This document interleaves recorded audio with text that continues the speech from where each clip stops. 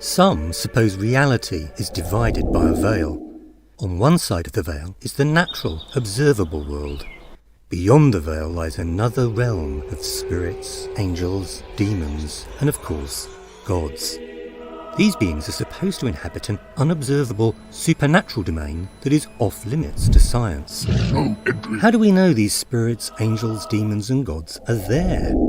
Some suppose special people, such as psychics and gurus, can glimpse through the veil and tell us about what lies beyond. For example, spiritualists claim they can communicate with those who have passed over to the other side. Others claim to encounter angels and even gods while praying or meditating. But how confident can we be that these mysterious beings are really there? Many atheists argue the world contains too much suffering for it to be the creation of a good God. There are wars, diseases, and natural disasters. Horrific human and animal suffering is built into the very fabric of the world we're forced to inhabit. Isn't this good evidence that even if there is a creator, he is not all-powerful and all-good?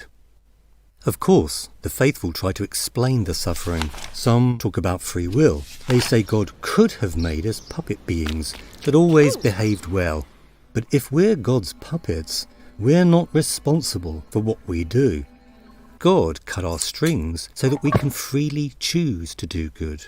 But then some of us choose to do evil and cause suffering. That's the price God pays for our free will. So have we shown it's reasonable to believe in God after all? I don't think so. Suppose that, after a bump on the head, I come to believe the universe was created not by a good God, but by an evil God.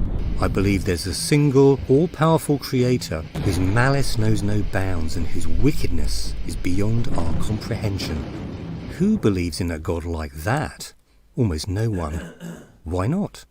Because the world would look much more like a torture chamber if it were created by such a powerful and wicked being. There's too much love and laughter, and too many people being kind and helping each other for this to be the creation of an evil God. Yet notice I can explain why my evil God allows good, in the same way religious folk explain why their good God allows evil. I can say, my evil God could have made us puppet beings that always did bad things, but if we're his puppets, we're not responsible for what we do. That's why evil God cut our strings and set us free, to allow us to freely choose to do evil. Unfortunately for evil God, some of us then choose to do good deeds. That's the price evil God pays to allow moral evil. Have I shown that belief in an evil God isn't absurd? No, of course not. Sure, I can cook up such ingenious explanations to defend both belief in a good God and belief in an evil God. But still, we can be pretty sure there's no evil God, can't we? So why can't we be pretty sure there's no good God either? We may not know why the universe exists, but surely we are justified in supposing it is not the creation of either of these two gods.